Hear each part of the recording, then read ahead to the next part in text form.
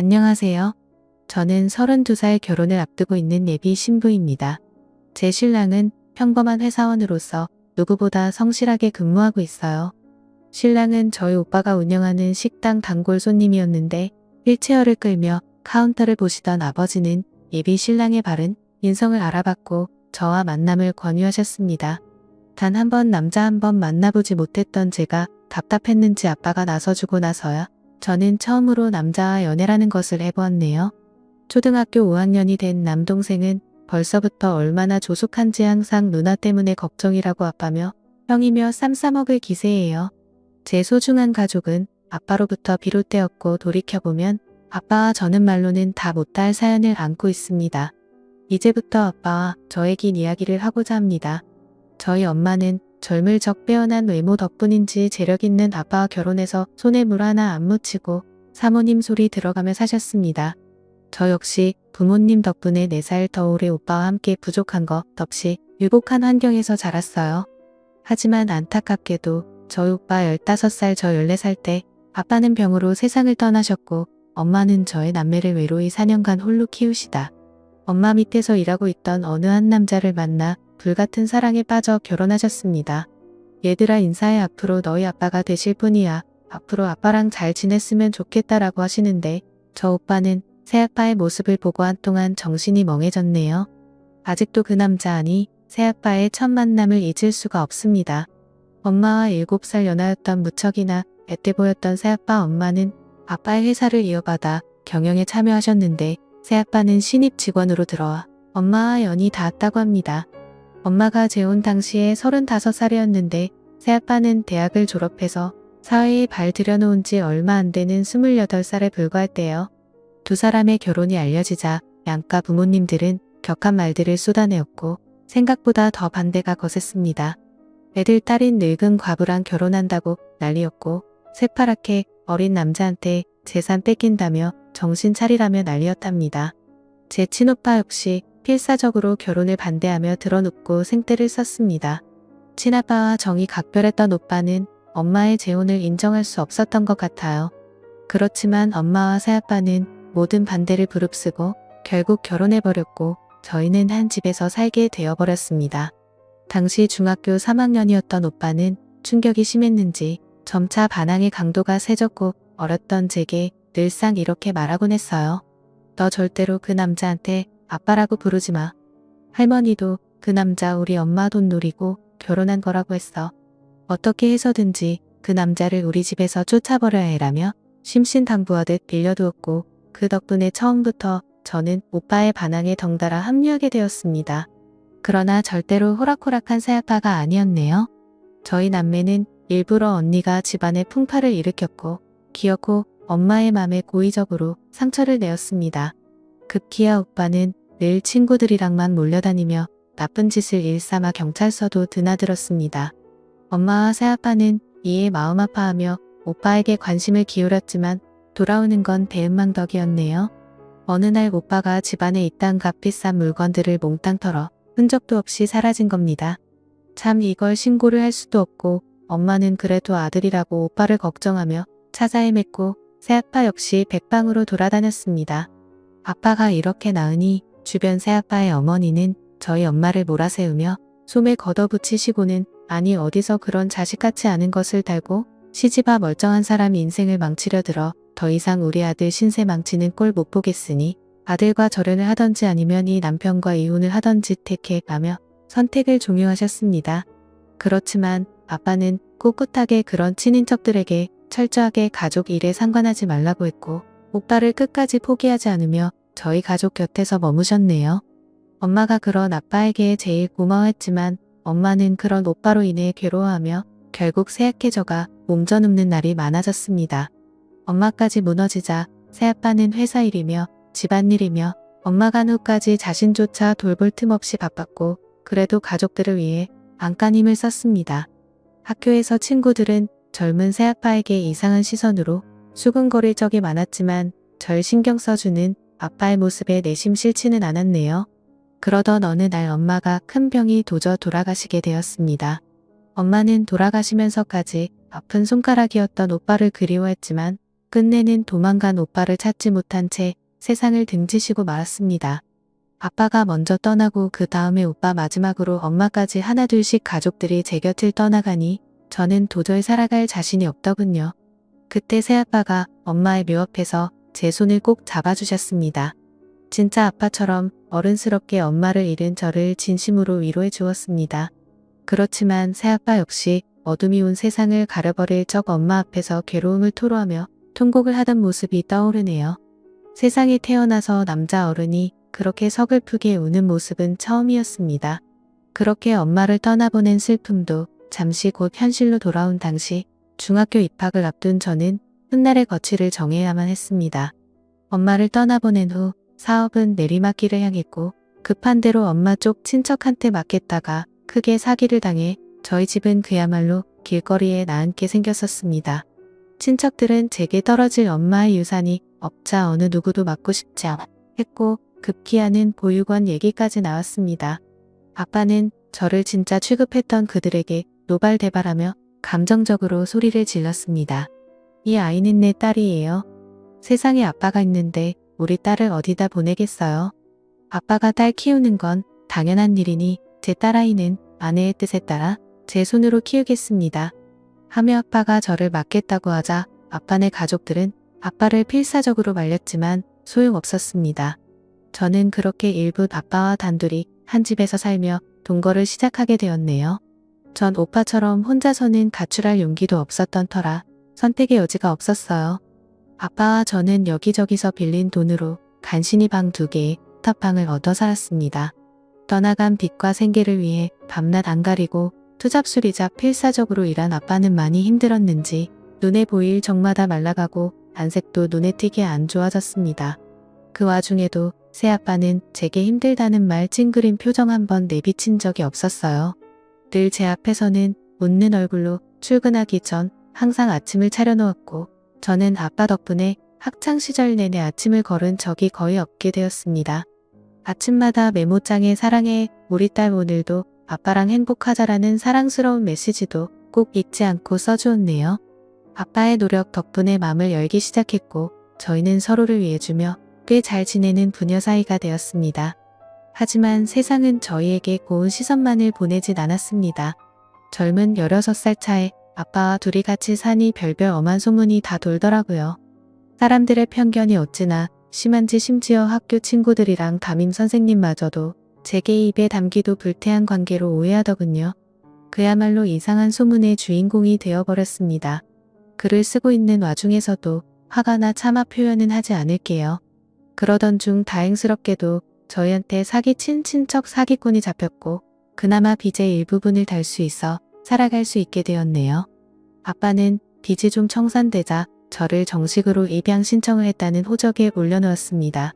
법적인 서류가 참 뭔지 제가 진짜로 아빠의 친딸로서 인정받은 기분이더군요.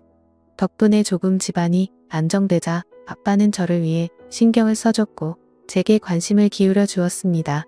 그러다 어떤 여자가 아빠를 향해 사랑의 큐피드를 날리기 시작했는데 바로 제가 다니고 있던 학원 선생님이었어요. 사실 그간 전부 훈남인 아빠에게 대시한 여자가 한둘이 아니었지만 삶이 고단했고 저라는 책임감을 달고 살았던 아빠는 모두 다 거절했던 터였습니다. 하지만 이번에는 좀 달랐어요. 학원 선생님은 아빠에게 끈질기게 대시했고 제게도 협조를 구했습니다.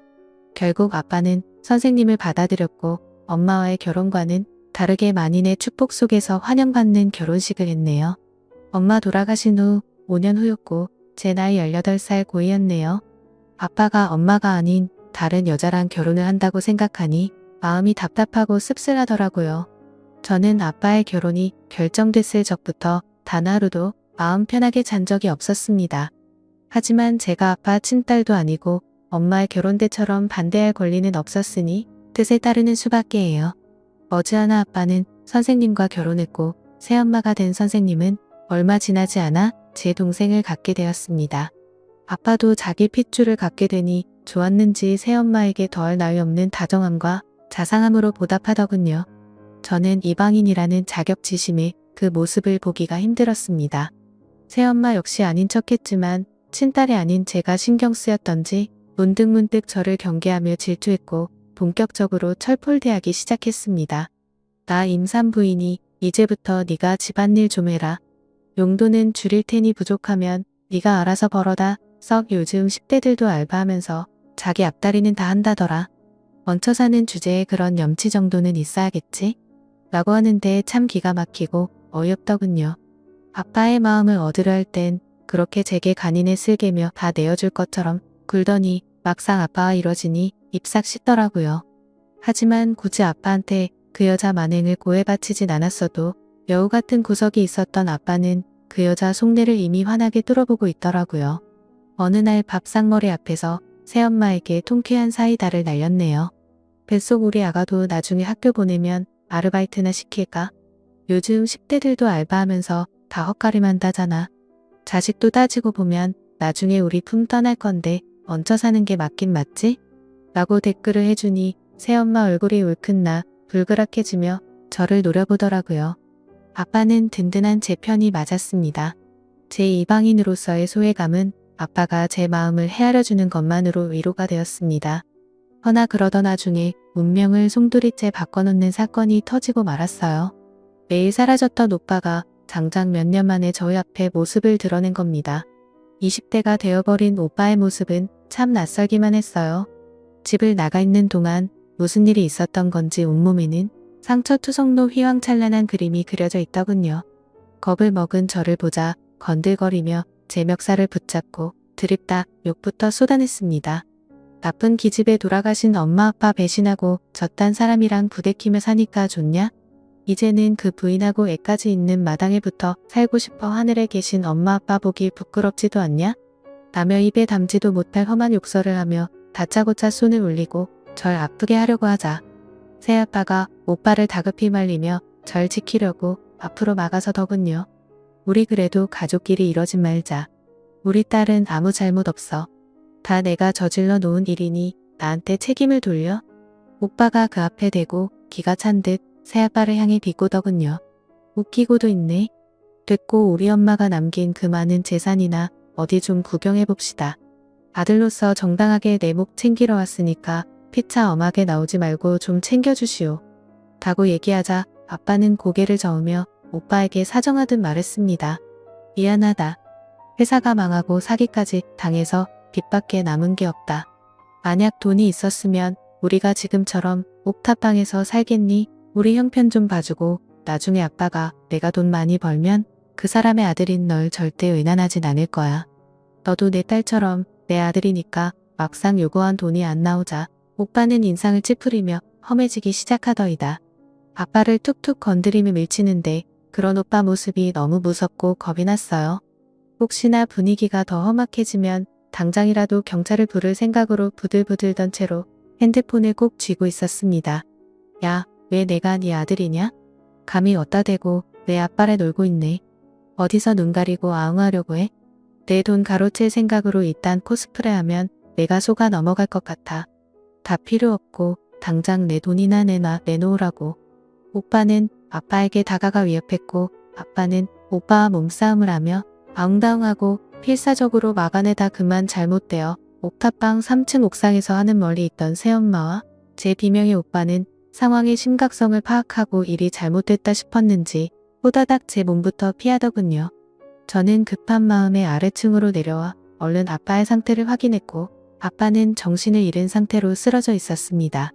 저는 아빠의 의식이 없다는 걸 깨닫고 덜덜 떨리는 손으로 119를 불렀고 아빠는 병원으로 이송되어 뇌 타박상 및 뇌출혈로 인한 수술 끝에 중환자실에 입원하게 되었습니다. 이 소식을 들은 아빠의 부모 형제들과 일가 친척들은 발칵 뒤집혀졌어요. 에라이 이 못된 족속들 같으니라고 우리 아들 핏줄도 아닌 것들이 어디 쌍으로 우리의 인생을 저렇게 망가뜨릴 수가 있어. 결국 내 아들 니네가 합심해 저렇게 만드니 이제 만족하냐? 이 썩을 것들아 마이의 배은망덕한 것.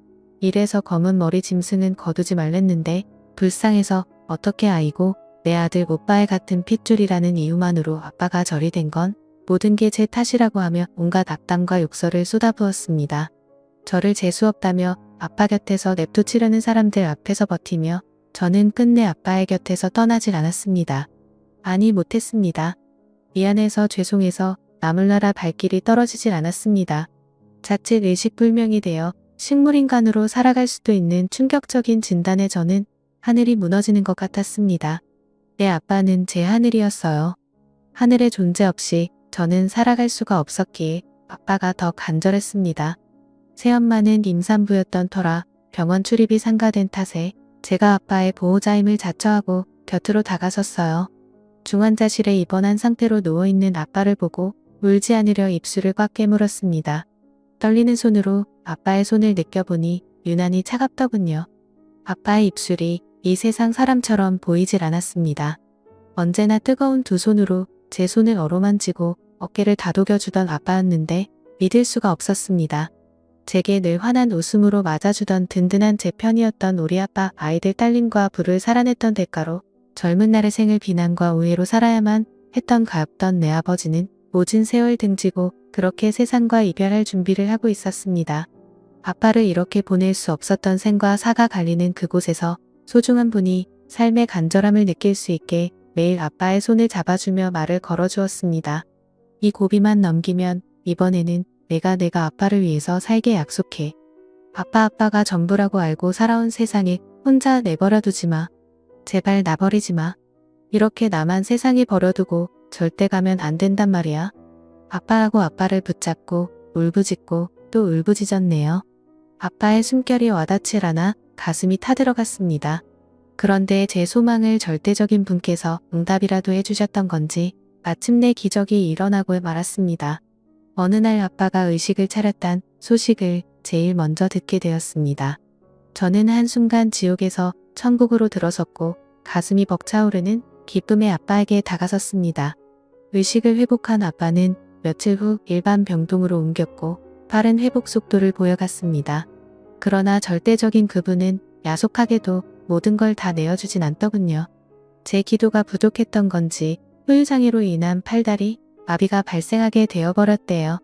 아빠는 재활 전문 병원으로 전원하였고 2년 정도를 재활치료에 힘썼으나 후전 없이 팔다리 마비가 잔존하는 상태가 계속되어 버렸습니다. 막대한 치료비는 다행히 보험을 들어놔서 영구적 후유장애를 인정받아 보험금을 지급받을 수 있었지만 모자른 금액은 또 다시 빚을 지게 되어 치료비로 사용하게 되었네요. 제가 한심하게도 아빠를 돌보는 모습을 보고 아빠의 가족들은 어느새 제게 조금씩 마음을 열기 시작했습니다. 제게 힘내라는 말도 해주고 제가 피곤할까봐 싶어 교대로 병간호를 하자는 아빠의 형제들도 있었습니다. 말이라도 고마웠고 그걸로 전 이미 충분했네요. 아빠의 병간호로 인해 학교를 빠지는 시간이 많아져 저는 부득이하게 학교를 그만두고 아빠의 곁에서 시간을 함께 보냈습니다. 아빠는 제가 학업을 중단했다는 소식에 마음 아파했지만 아빠가 제 곁에 있어준 마당에 그가 학업은 아무래도 상관없었습니다. 그 사이 새엄마에게서 제 동생이 태어났고 저는 새 생명을 제 가족으로 맡게 되었네요. 아빠는 아들을 보며 뜨거운 눈물을 흘리더군요. 저와 새엄마 역시 우리 가족 모두 부둥켜 안고 얼마나 울었는지 모릅니다. 새엄마는 본격적으로 나가서 경제활동을 시작하였고 전 동생과 아빠를 돌보며 그렇게 정신없는 하루하루를 살았어요. 그러던 찰나 오빠가 경찰에 검거되었다는 소식을 듣게 되었습니다. 저는 아빠와 함께 오빠를 만나기 위해 경찰서로 갔어요. 오빠는 다행히 짐승이 아닌 인간이었는지 아빠의 상태를 보고 한순간 말을 못 씻다가 이내 무릎을 끊고 삐뚤게 나갔던 게 이럴 줄은 몰랐어요.